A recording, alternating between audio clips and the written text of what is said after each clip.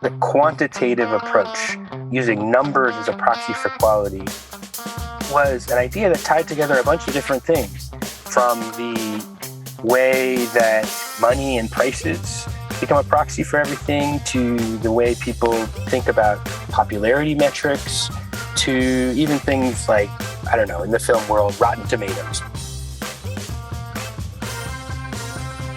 I'm Andrew Goldstein, and this is The Art Angle, a podcast from Artnet News where the art world meets the real world, bringing each week's biggest story down to earth. One of the most exciting things about being an art journalist is that art as a subject is ridiculously protean.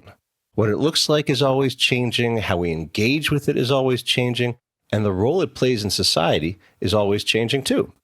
What that means is that you constantly need to shift your perspective in order to see it properly, searching for the correct lens on art. If you're really good and really lucky, sometimes we even get to name that lens. Pop art, for instance. Well, Ben Davis, Artnet News' national art critic, just came out with an essay that illuminates a recent shift in art that has been making big waves among the cognoscenti. It's a new tendency that he calls quantitative aesthetics. So what is quantitative aesthetics? I am very happy to be here with Ben on the show today to find out. Ben, how's it going? Good, pretty good. Spring is here, and there's lots of interesting art to talk about. So we are going to delve into this essay, and we're going to talk about the art that you have been looking at and thinking about. But first, I thought it'd be interesting to get a little bit of a glimpse into how these kinds of synthetic ideas congeal in your mind. So when did you start noticing things in the art field that tipped you off that something was afoot, and what did you do?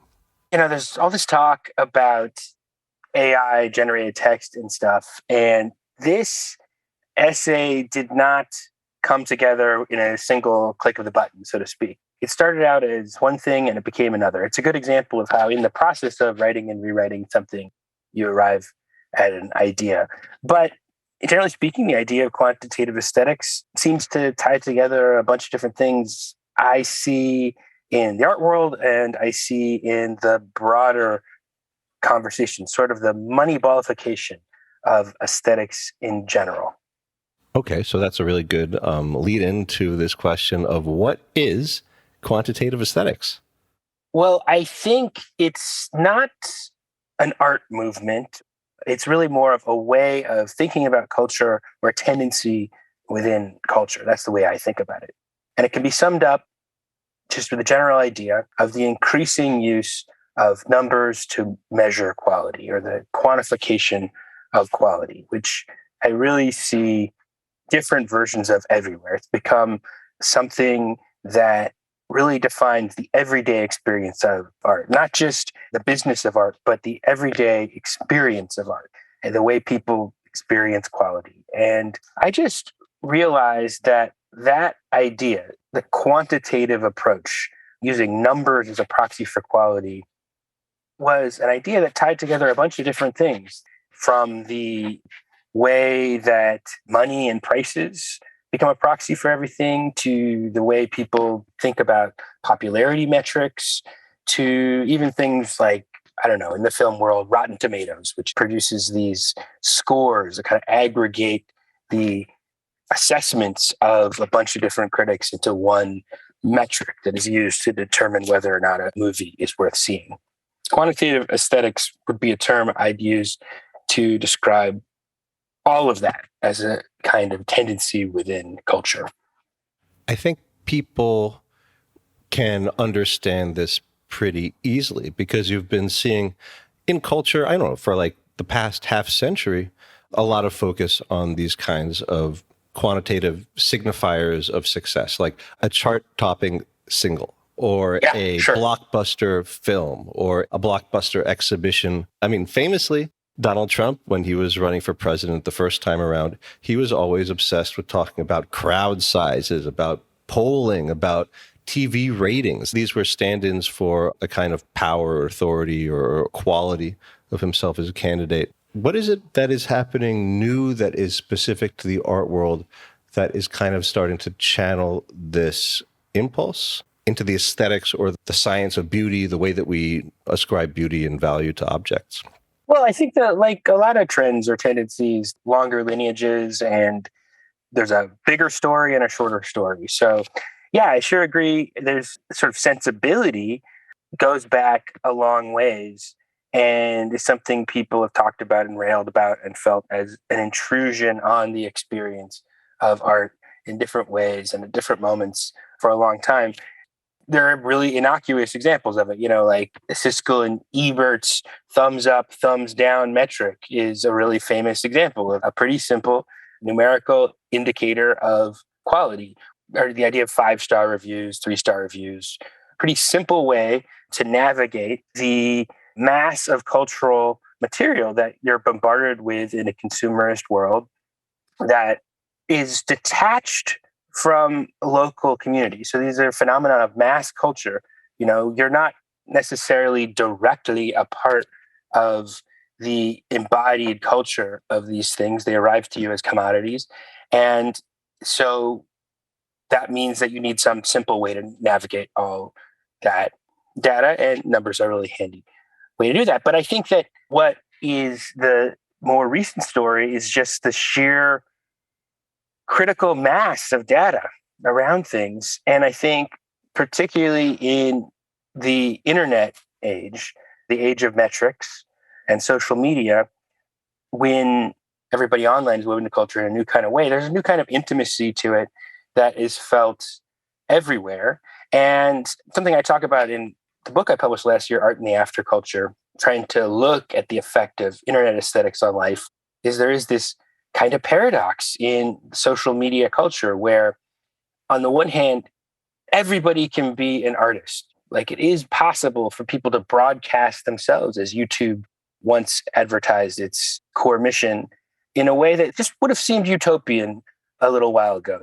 To be a cultural producer on your own terms in a new kind of way without some kind of middleman. And in theory, that should be a big release of quality, that everybody should be able to define themselves in their own way, whatever they think is good, whatever quality of culture, whatever texture of life they want to broadcast to the world. There are less layers between you and them. The flip side of that is that because that unleashes such a mass of cultural stuff, which is difficult to navigate and takes time to learn the rules of it, the contradiction is that the very same moment that is seen that realization of the old idea that everyone can be an artist is also the time when everyone is submitted to quantification in a new kind of way, that everyone has a very intimate idea of the exact metrics of popularity by which they stack up against one to another in new kinds of ways.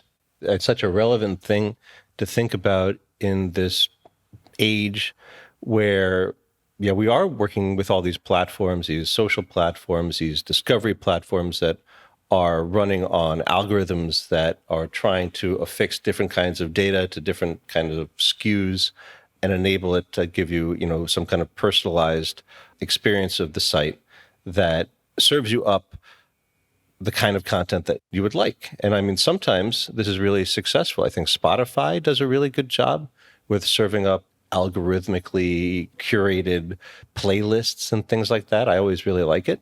But in art, it seems almost as if this has been something that has not quite worked as well, where a lot of recommendation systems that I've tried serve up something that's not exactly what I'm looking for.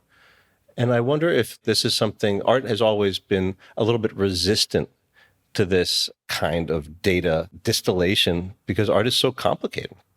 So what is it now that is starting to make art become much more vulnerable to this form of curation or engagement? Well, just to start with the first part of your question, I think we should take the idea of art in the broadest possible sense to start with, because I'd argue that since the modern idea of art came into being and started to be theorized in the Enlightenment period, one of the definitions of what the artistic experience is exactly the experience of quality outside of a non-instrumental variety. Like, the artistic space is the space that's like not optimized to be used as a tool. That's what's interesting and beautiful and fun about art is it's the space where you can kind of have a never-ending conversation where there's not a right answer.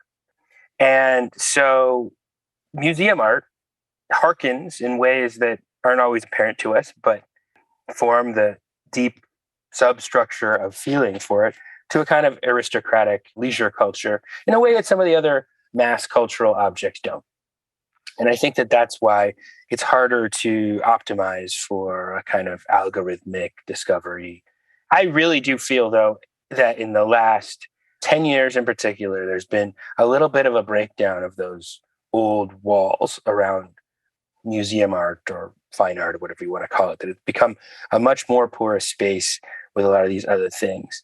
And if you want to take the flip side of the point, that I think that one change in taste in general is that taste used to be defined by a certain kind of distance from evidence of commerce.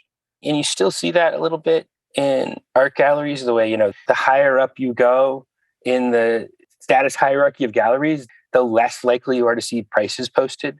The sign of taste is that it doesn't appear immediately to you as a commodity.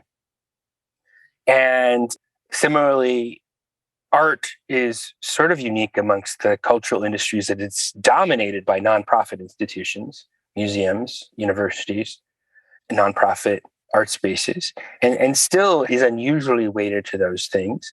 But the last 10, 15 years really has been a time when taste in general has become much more connected to conspicuous displays of wealth, where the price is part of what makes something signify as not just a luxury good, but as like a status object in pretty clearly, newly evident ways. And I think art has this very paradoxical status as a thing that sort of stood aloof from that, but has also been the ultimate theater where a lot of this happened in culture. As the value of a lot of cultural industries has gone down and down and down, for example, in music, in the streaming era, like just the amount of money you can make as an artist has eroded. And the flip side of that is that the prices of art has gone up and up and up and up. And so you actually see these funny things, like a few years ago, the Wu-Tang Clan, the hip hop group from Staten Island, it's, are legends. They actually sold off an album as an art object, saying that like the idea of unique status goods that were sold in the kind of auction kind of way is the only model remaining for culture. So it's interesting that you bring up the economic context here, because actually I believe this essay was inspired by a viral New Yorker story by Nathan Heller that was called The End of the English Major. And I think everybody has heard about that. If they haven't read it, it's a really bracing essay. How did that essay inform some of the thinking behind yours? The idea of quantitative aesthetics comes to me out of like finding or thinking about some kind of deeper structure or idea beneath a lot of these things. We live in a society, a hustle culture where people are constantly thinking about maximizing themselves for popularity metrics. And that manifests in social media. The last 10 years have seen this fallout from the Great Recession, and that's combined with a rise in inequality and so on. There's a lot of these multiple factors making money and numbers and quantification more a part of our life. And I read this Nathan Heller essay, and it really struck me as another factor to throw into the mix of what was making culture feel different in this time period.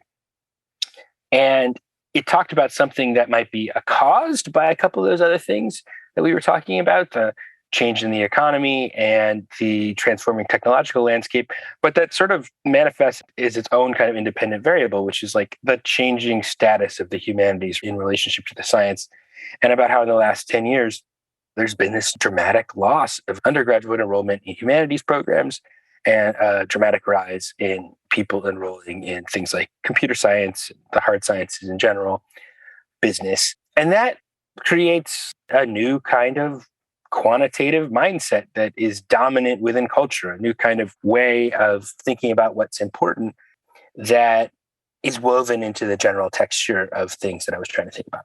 It sounds like it's also kind of a bottom line fixation. Yeah, for sure. If you're talking about the destiny of undergraduate education in America, it's hard to get away from the idea that, in a certain sense, a couple generations have been scarred by the Great Recession, and there's a lot of pressure on provable metrics of success. That the money you're investing in college can have rewards that can be proven. And the margin for error that we were just talking about, the space of self-discovery that has always been one of the functions of culture for a kind of a conversation that isn't directly about how you're going to instrumentalize yourself for the workforce, but is about figuring out who you are. That space is narrowed for a lot of people. And that produces, in terms of people's cultural formation, what they are prepared to look for in culture and get out of it, it changes the balance in there.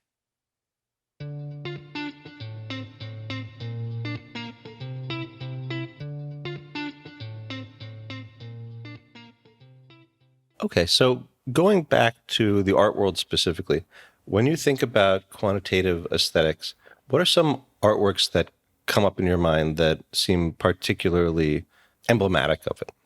Okay, well, there's one that we've talked about on the program before, which is Maurizio Cattelan's banana. You know, the $120,000 banana at Art Basel Miami Beach a few years ago, that was such a viral sensation, I think is essentially pretty much directly targeted at this kind of conversation. And the price tag is part of the artwork in the sense that it is very specifically constructing its value aesthetically around its value financially and making a spectacle of that. I mean, you also think of the famous Beeple artwork that sold for, what was it, $69.3 million at Christie's. And of course, that's the best NFT artwork because it's the most expensive NFT artwork. At least that's the kind of the rhetoric around that artwork. At the same time, I mean, in the NFT world, there was so much focus on the data, on the prices, on famously line goes up, as you quote that documentary in your piece. And then you look on the flip side, like if you say the most expensive Picasso is the best Picasso, people will laugh you out of the room because the best Picassos have never been put up for sale. People would mainly think of Guernica or Demoiselle d'Avignon or a piece of that nature as being the best, but you can't really do that with a Picasso in the same sense. Is quantitative aesthetics really relating to most contemporary art that's being made into this very data-centric kind of environment? Well, I use the example of the NFT art craze, the great NFT bubble of 2021 and 2022 as a cautionary tale. I think it's really obvious when you are a part of that conversation, the degree to which metrics of price and popularity precede evaluation of terms of quality or come to actually eclipse it, just to be the same thing in people's minds. I mean, there's a culture that forms around those numbers, in some cases around gaming those numbers. And so those numbers become the culture. But to a certain extent, that's low-hanging fruit. That is, talking about the pitfalls of the NFT market here in the wake of a pretty substantial come down. I think that in terms of values, the conversation about money and how it affects people's sense of aesthetic value is a long one. It goes back decades and determines our sense of value in ways that are hard to see at this point because they've been really woven into our sense of cultural value. So I'll give you a counterpoint to what you just said about Picasso, which is the late art critic Robert Hughes has a documentary called The Mona Lisa Curse from 2008. And it's a kind of a grim look at money and the art world. And he talks about prices at auction. Here's a quote talking about the giant prices paid at auction. These prices have a cultural function. The function is to strike you blind so you can't make your own judgments. And one of the examples he uses in there is The Portrait of Adele Bloch-Bauer by Gustav Klimt, which Ronald Lauder, who bought it for 135 million in 2006, has repeatedly compared to his Mona Lisa, and I think really has become an icon. I went to the Immersive Klimt show. It's really prominently featured in there, along with The Kiss and other works that I think are widely regarded as some of his great artworks. And Robert Hughes says, this is a charming painting. It's ingratiating painting, but the idea that it's equal to the Mona Lisa, even in the same league, is hokum. It's fine if you want to spend $100 million in change to make it into a cultural icon. But when you think for yourself, if you look at it yourself, he says, I disagree. So I think it's really worth considering the way in which the visible stock index of prices, and now even more pervasively, I think popularity metrics reshape our perception of what is culturally valuable. And of course, you go back to the Mona Lisa, and a lot of other numbers attach itself to the Mona Lisa, like crowd size, number of people who take selfies with it. Same thing with like King Tut, famously launched the blockbuster phenomenon in museums and is still now the big Egyptian pharaoh, because of his metrics, I think, largely. Historically, he was a minor figure, but he's so famous because of his metrics. So what do you think is lost against the backdrop of this fixation on data, metrics, and outside signifiers? I mean, I am a humanities guy. I think history is really important as something to value. I think that conversations about theory and ethics are really important. I think we've become culturally a much more present and future-focused culture. And I think that in a hyper-commodified culture, that is, most of the culture is stuff you buy and is being sold to you, being actively sold to you.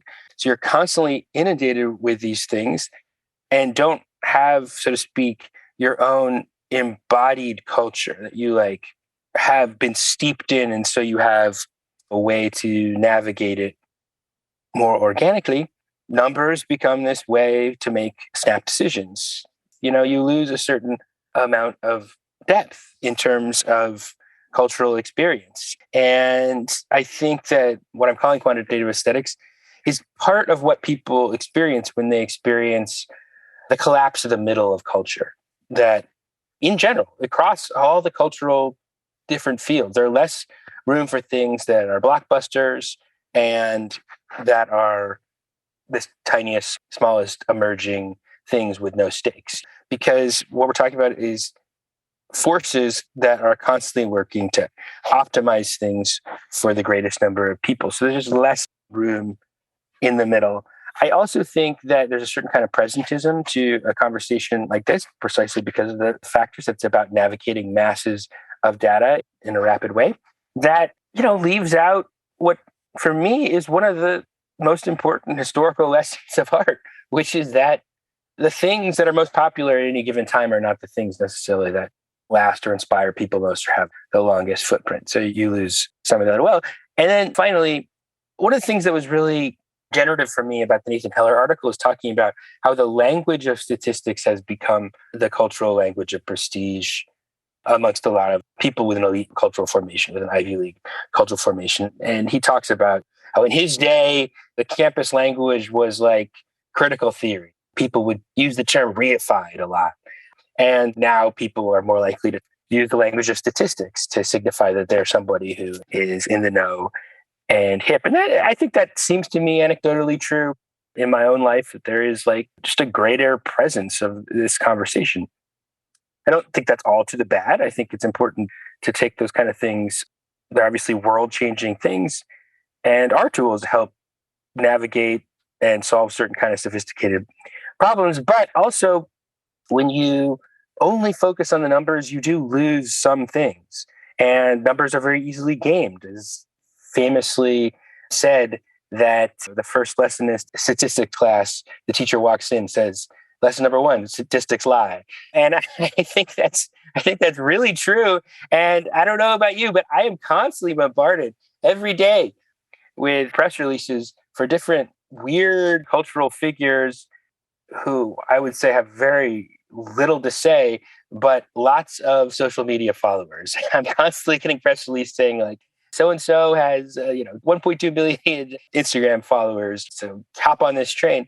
And that's just such a thin metric of cultural value, and obviously one that is being gamed in a variety of ways. That is another way that culture is thinning out. You're talking about the academic jargon of like the recent history, and now this kind of new data turn. Often data is a lot like jargon in that it can be very misleading. It can be very imprecise about what it's applying to. I think about this a lot because at Artnet, we have the price database. I work with the price database all the time. And we need to have a constant reminder of what the data points are actually signifying. What are they referring back to in the actual world? And it's very easy, and I think a lot of people make this mistake of looking at numbers on a page and thinking those numbers are numbers, rather than remembering that those numbers are actually notational signifiers of actual things that exist out in the world. Same as like a snapshot. If you see a partial snapshot of something, it's also very important to know when it was taken, who took it, what's outside the frame. Absolutely. And I think that's a distinction that I want to make, that quantitative analysis is different than quantitative aesthetic. Quantitative analysis is a discipline and a science. Quantitative aesthetics, it's a cultural judgment. And to a certain extent, you're making a decision of what the number means, what 2 points it connects. And I think that is very important. And there are all kinds of decisions that go into making meaning. Like the Rotten Tomatoes tomato meter is not a quantitative analysis. If anything, I mean, someone looked at a variety of written reviews that maybe had very nuanced judgments and decided whether it was mainly positive or mainly negative, and it produces a single score that doesn't reflect a lot of different subtleties about cultural consumption. I just watched Tarkovsky's Stalker, a magnificent movie, but I was reading about it afterwards, and the first review that comes up by Jeff Edgers says, "A master class in boredom." Now, that's not everybody's cup of tea, but I find the movie really generative and metaphorically beautiful, kind of because it's alienating, because it puts you into a mind state that doesn't go down easily. A lot of what you call art is like that. It has this like texture or grit that doesn't go down easily, that isn't optimized for its moment, and that's almost what it is. That's why, to a certain extent, this appears as a kind of anti-aesthetic, as a kind of like flattening of art, is the underlying vibe here. There's a hilarious anecdote that you include in your essay that involves Sam Bankman-Fried, the disgraced head of the crypto trading platform FTX. How does he fit into your argument? His comments about art I discovered in the process of writing this, but they're really beautifully illustrative for many, many, many reasons. People will know that he was considered a cultural visionary just a year ago and is now considered an emblem of all the really the worst tendencies in our culture. But he has these very hilarious pronouncements about art and culture. At a certain point, in actually a very celebratory blog post, he declared, "I'm very skeptical of books. I don't want to say no book is ever worth reading, but I actually do believe something pretty close to that. I think if you wrote a book, you fucked up, and it should have been a 6-paragraph blog post." FTX is mainly a crypto trading platform. However, they did make a go at being an NFT platform. He sold NFT of basically the word test scrawled on the screen. He sold it for $250,000 as an NFT. And when he was challenged about this by a journalist, he said, "Visual aesthetics are not a thing that I understand or that appeal to me very much. Paintings in general, I actually don't get. I don't personally understand the appeal of a Rembrandt painting. So when I see NFTs, part of me is like, I don't get the appeal of some of these, but part of me is like, I also don't understand the appeal of the Mona Lisa." And I think that that's a very beautiful distillation of a certain thing that's happened in culture where the Mona Lisa or Rembrandt are just reduced to things that have crowds, audiences, are famous. So therefore, the syllogism goes, other things that are famous or have that kind of cultural penetration are as valuable as them. And that produces a system of cultural value that I think his case shows the obvious pitfalls of. So that does not sound great as a tendency for the culture. What do you think this all means on a bigger level? Where our culture is heading? Is there a backlash brewing? What do you think this means when you look out into the near future? Well, I think usually when you can name something is pretty much the moment that it's peaking, right? That usually you realize that people's experience of life precedes their theorization of it. And then as soon as you can kind of put a name on something, it's also kind of not that far from being played out, in my opinion. Although I think that quantitative aesthetics represents a set of very powerful and intimate pressures on people that are woven into the texture of culture. I mean, I wouldn't say it's necessarily a cultural movement or idea in a certain sense, because I don't think it's just a set of decisions that people have made. Like, it's not just a set of bad ideas that people have decided to use numbers to navigate cultural decisions in a kind of continuous way, because the fact that that kind of value is so present in our world is a product of how we're living, of the material circumstances of our life. You know, it's like we live in an extremely commodified, money obsessed world. And that's as true of the super rich millionaires as it is to a certain kind of street hustle culture. It's a kind of a hip hop move, you know, to like brag about how many plays you've got and how many records you've sold and so on. These are the tools people have in a crowded environment in order to make a case for themselves. And I don't think we're getting rid of social media anytime soon. However, in terms of art and culture in the sense of cachet or cool, I do think there's a migration away from this kind of culture. I do think that a decade or so of viral culture has caused people to develop viral antibodies, and that seeing so much stuff optimized for them is causing a kind of disaffection amongst the cool kids. I mean, this is what we always would have expected to happen, right? Is that as a kind of influencer culture becomes optimized for mass consumption, that starts out as where like the cool kids are at, and starts out with them being a way for them to optimize their cool, and moves away from that. And I think at a sort of New York level where we're at, there's a lot of disaffection. There's a kind of opt-out culture that we're seeing. Caroline Busta, who is one of the people behind the podcast New Models, has a really great essay that people should check out called Influencing the Void from Kaleidoscope from a few years ago.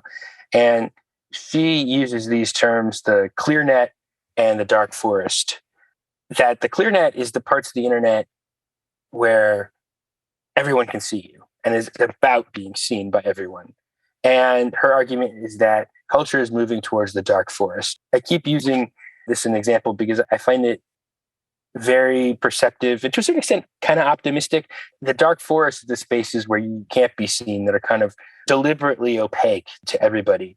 And I think what we're seeing is, after a period of quantitative aesthetics that has really been a tool to optimize people's cultural experience for a kind of massified identity, there's like a real movement back toward niche cultures, a lot of hunger for small bore, locally sourced culture. So performance art in the cold water flats are going to be the thing to do again. Yeah, being in a hot basement with your friends. Yeah, everyone to a certain extent knows this, that in some ways, the best cultural experience of your life won't be the stuff that's optimized for everybody. It'll be like in a crowded concert with like your friend's band on the stage, and that'll be the concert you remember all your life because it felt like yours. It felt like you were in that moment with your people. And people have meaningful cultural experiences in all kinds of places and develop their own kind of subcultural codes and all kinds of very massified objects. But I just think there's a very specific hunger. That's the flip side of this. I mean, these are dialectical conversations. So like, as it became possible for everybody to broadcast themselves, it also became a reality that everybody was much more in competition to hit the same metric. And then that produces a certain kind of alienation from metrics. And then that produces a new texture of culture. It's the continuous oscillation of the cultural conversation. And it's the moment we're in now. Well, that is an unexpectedly upbeat note to end this kind of otherwise depressing conversation on. So thanks very much for coming on The Art Angle, Ben. Thanks for having me. That's it for this week's episode of The Art Angle. If you like what you've heard, you can subscribe to the show on Apple Podcasts, Spotify, or wherever else you get your podcasts. Also, take a moment to rate and review us. It will help other listeners discover what we're doing. The Art Angle is produced by Sonia Manalili, Tim Schneider, and Caroline Goldstein. Thanks for listening, and see you next week.